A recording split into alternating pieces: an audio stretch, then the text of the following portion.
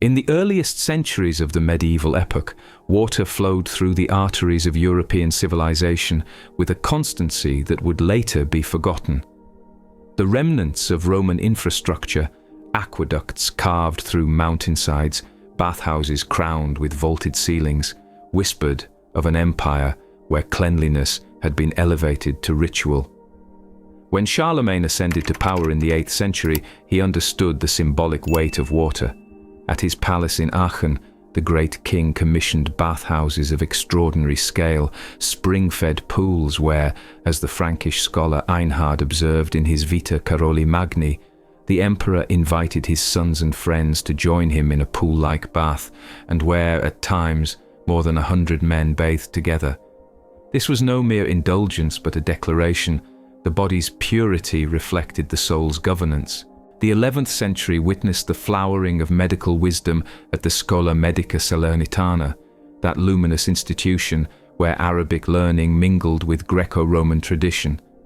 From these halls emerged the Regimen Sanitatis Salernitanum, a didactic poem in Latin hexameter that would become medieval Europe's most cherished guide to healthful living.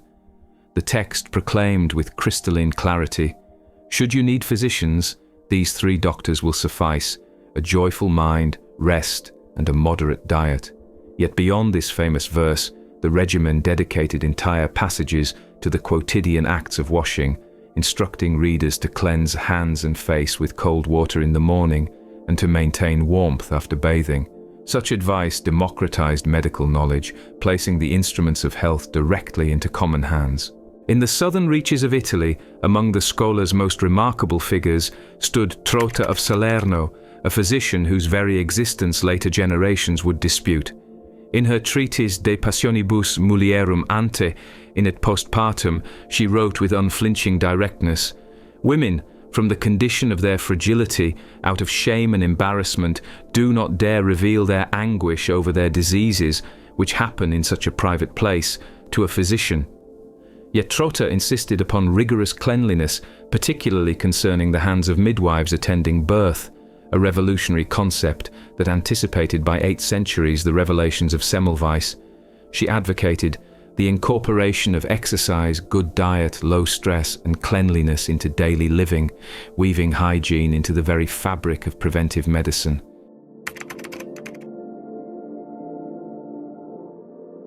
By the 13th century, the urban landscape of medieval Europe pulsed with the steam and chatter of public bathhouses.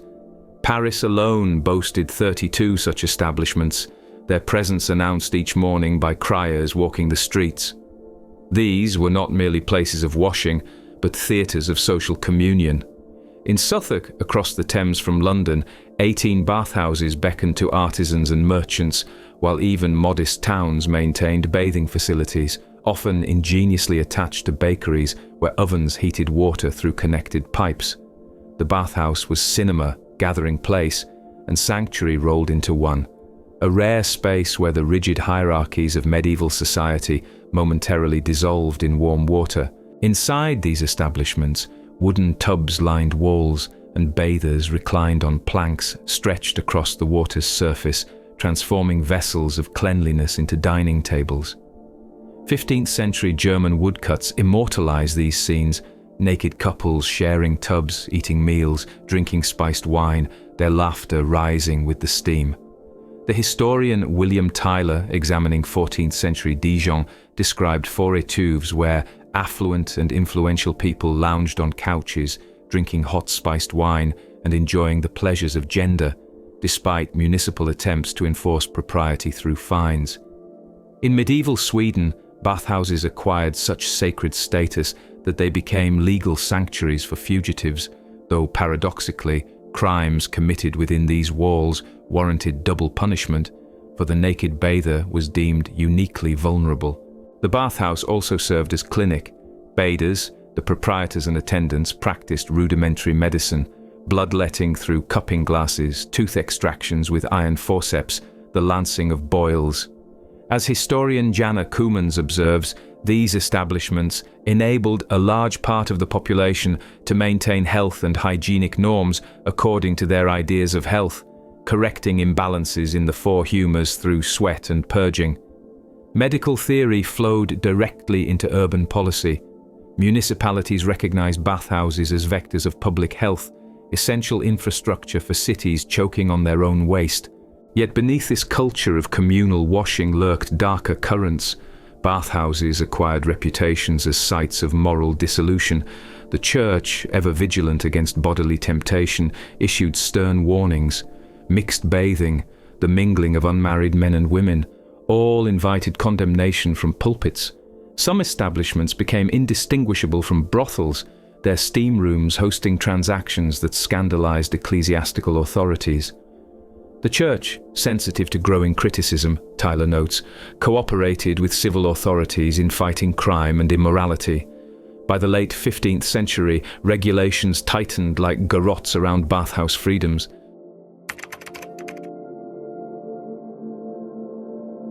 Medieval physicians inherited from Galen a comprehensive system linking bodily health to environmental balance, the doctrine of the six non-naturals: air, food and drink, sleep and wakefulness, motion and rest, excretions and retentions, and the passions of the soul.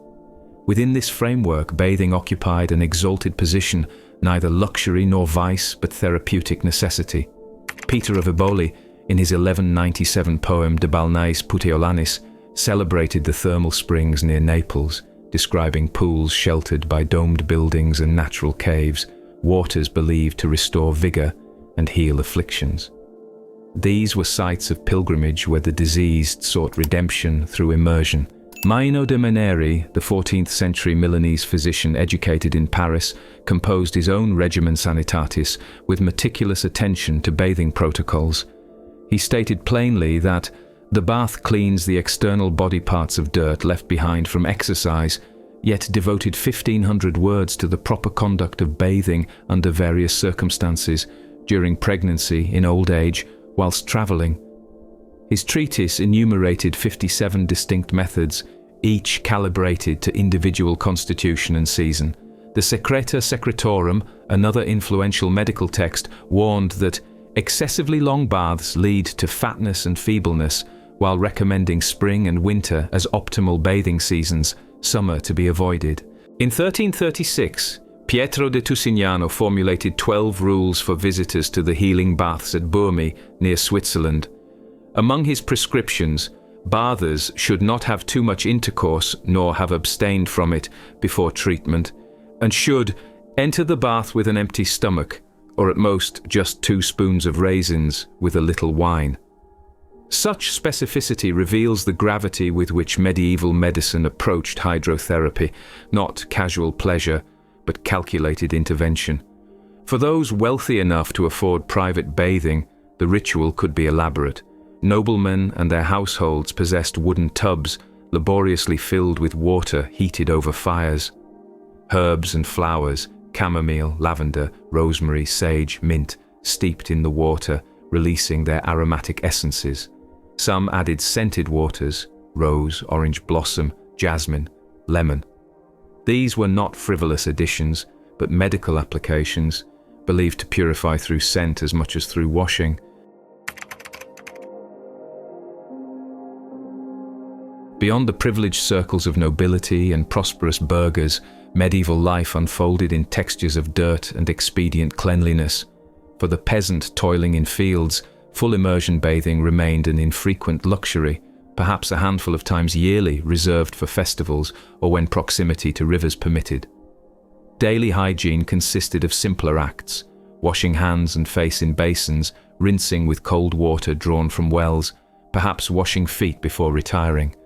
The damp cloth became instrument of necessity, wiping away the day's accumulation of sweat and soil. Yet even among common folk, certain rituals endured. Before meals, washing hands was not merely courtesy, but necessity. Forks remained rare implements, and bread served as edible utensil. Stone lavers positioned near dining halls in castles and manor houses facilitated this ritual, water poured over open palms into drainage basins below. Medieval table manners emphasized cleanliness of hands above all else, for these carried food directly to mouth. Urban environments festered with their own particular horrors.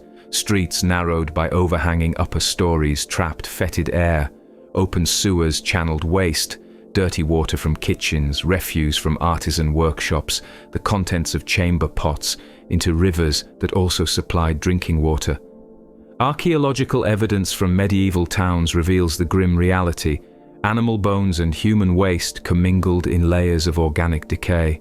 Privies and garderobes, where they existed, emptied through chutes into moats or directly onto streets below. The very air hung heavy with the stench of tanneries, butcheries, dyers' vats releasing toxic effluents. Food storage and preparation invited their own diseases. Grain contaminated with ergot fungus caused epidemics of what contemporaries called St. Anthony's fire, a condition inducing hallucinations, gangrenous limbs, agonizing convulsions. Poor preservation techniques meant meat often arrived at table half-spoiled. The wealthy masked decay with spices imported at ruinous cost from eastern ports, while the poor simply endured.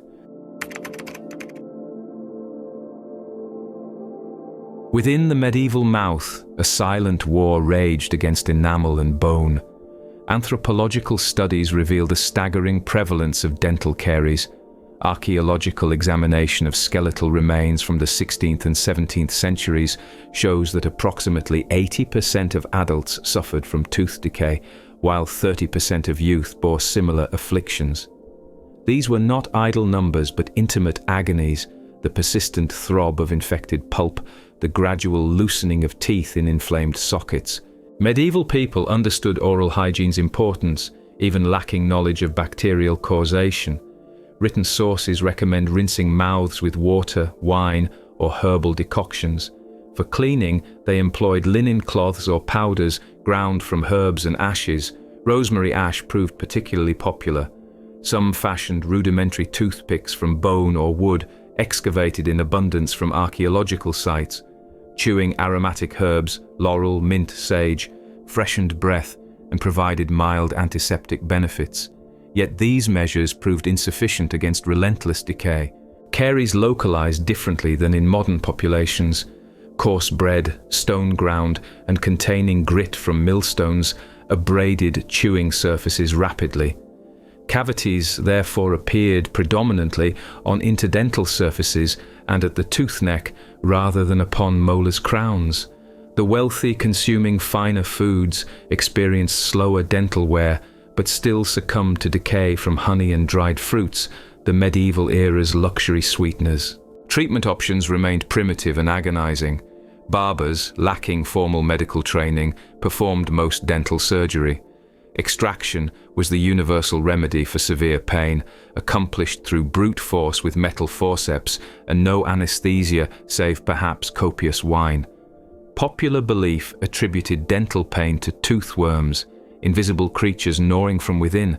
Remedies reflected this mythology, placing centipedes against aching teeth, eating wormy apples, fumigations with henbane seeds, applications of hot wax or clove oil.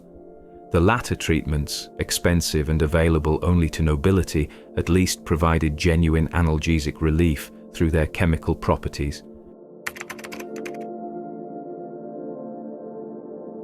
When the Black Death swept across Europe between 1347 and 1351, it carried away not merely 25 to 50 million souls, but the very customs that had defined medieval hygiene. Before the plague's arrival, public bathhouses had thrived as centers of urban life. After, they became suspect temples of contagion. Medical theory, struggling to comprehend the catastrophe, seized upon miasma, foul air entering through open pores to infect vulnerable flesh. Physicians reasoned that hot water dilated skin's gates, inviting pestilence inward. Bathing, once prescribed for health, transformed overnight into harbinger of affliction. The Dutch philosopher Erasmus, writing in 1526, captured this transformation with elegiac brevity. 25 years ago, nothing was more fashionable in Brabant than the public baths. Today there are none. The new plague has taught us to avoid them. Those words mark not merely the closure of bathhouses, but the burial of centuries-old tradition. Municipalities issued edicts shuttering establishments. religious authorities, seizing opportunity, intensified their moral condemnations. The confluence of medical fear and ecclesiastical zeal proved lethal to communal bathing culture. Syphilis, arriving with Christopher Columbus's return voyages and spreading through Europe after 1495, delivered the coup de grace. This new pestilence, associated with intimate contact and bodily fluids, rendered bathhouses, already morally suspect, into veritable death houses in public imagination. Within decades, the elaborate bathing infrastructure that had defined urban life crumbled. By the 16th century, across France, England, Spain, and German territories, bathhouses stood abandoned or repurposed. Yet the disappearance of public bathing did not mean wholesale abandonment of cleanliness. Rather, hygiene shifted forms. People increasingly washed clothing rather than bodies, changing linen undergarments frequently to absorb sweat and oils. The concept emerged that cleanliness resided not in skin washed clean but in fresh cloth next to flesh. The various waves of plague, as one historian notes, shifted the focus for hygiene among some people from washing their body to washing their clothes. Cold water and rough cloths substituted for immersion, preserving some vestige of bodily care while avoiding the feared open pores. Within monasteries and hermitages, an entirely different philosophy governed the body's treatment. For certain saints and ascetics, deliberate filth became pathway to divine favor. They reasoned that bodily comfort distracted from spiritual discipline, that washing the flesh was vanity's handmaiden. Saint Fintan of Clonenna reportedly bathed only once yearly, just before Easter, maintaining this practice for 24 years. Such extremity was exceptional, yet the underlying impulse, mortification of flesh as purification of soul, pervaded medieval religious thought. Pope Gregory the Great, writing in the 6th century, walked a careful line. He recommended Sunday baths, yet warned against them becoming a time-wasting luxury. The Church never issued blanket prohibition against bathing, but its rhetoric consistently prioritized spiritual cleanliness over corporeal. Mixed bathing, socializing, the sensual pleasures of warm water, all invited suspicion as temptations towards sin. Many clergy preached that excessive attention to bodily appearance betrayed prideful vanity, that time spent in bathhouses was time stolen from prayer and contemplation. Yet this narrative admits crucial exceptions. Monasteries maintained bathhouses for residents, guests, and the sick. Medieval Christianity's sacrament of baptism placed water at the center of spiritual transformation, though theologians carefully distinguished ritual purification from routine washing. Hospitals run by religious orders provided baths to patients as medical treatment. The Church's relationship with cleanliness was thus profoundly contradictory. Water sanctified souls while potentially endangering bodies. Cleanliness reflected divine order, yet risked sinful indulgence. This tension between medical necessity and moral suspicion characterized medieval attitudes throughout the era.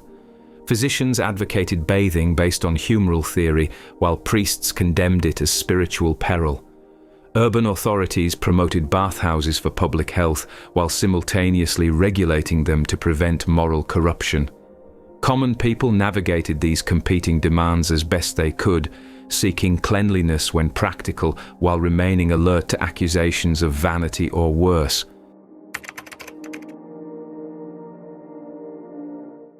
To speak of medieval hygiene as singular phenomenon distorts reality beyond recognition. Practices varied dramatically across geography, chronology, and social strata. What held true in 12th century bore little resemblance to 16th century. Urban dwellers enjoyed access to bathhouses and soap manufacturers that rural peasants could scarcely imagine. The nobility bathed in herb-scented tubs, while serfs made do with river water. Climate shaped possibility. Mediterranean regions, with ready access to warm springs, maintained bathing traditions that northern territories, locked in winter ice for months, could not sustain. The Byzantine Empire and Muslim world, largely untouched by Western European bathhouse decline, continued vibrant bathing cultures. Constantinople maintained Roman aqueducts and public baths through much of the medieval period. Hilal al-Sabi, writing in the 11th century, estimated that Baghdad possessed 60,000 bathhouses, likely hyperbolic but suggesting the centrality of bathing to Islamic civilization. Medieval Spain, under Muslim rule, similarly preserved elaborate bathing infrastructure that Christian conquest would later abandon. Soap production, nearly vanished after Rome's fall, gradually revived during the High Middle Ages, particularly in towns. Manufactured from animal fats and wood ash, sometimes infused with herbs for fragrance, soap became increasingly available by the 13th century. Yet even with soap accessible, full bathing remained constrained by practical limitations: the sheer labor of hauling and heating water, the expense of fuel, the lack of private bathing facilities for most families. The modern myth of universal medieval filth crumbles under scrutiny of primary sources. Illuminated manuscripts depict noble women attending to elaborate grooming. Literature references bathing with casual frequency that belies total avoidance. The legendary figure of Melusine, cursed to become serpent-waisted every Saturday, spent entire days in ritual bathing, a detail suggesting that dedicated bath days were common among aristocratic women. King Władysław II Jagiełło of Poland, according to chronicler Jan Długosz, bathed at least every third day, a frequency that scandalized some contemporaries as excessive, yet proves regular washing was possible for those with means. The narrative arc bends toward a bitter irony. As the Middle Ages waned and Renaissance dawned, bathing declined rather than flourished. The supposed rebirth of classical learning coincided with abandonment of one of Rome's most cherished practices. Not until the 19th century's sanitation revolution, driven by cholera epidemics and nascent bacteriology, would Europe rediscover what medieval physicians had long known: that water, applied to flesh with regularity and care, stood as humanity's first defense against the invisible armies of disease.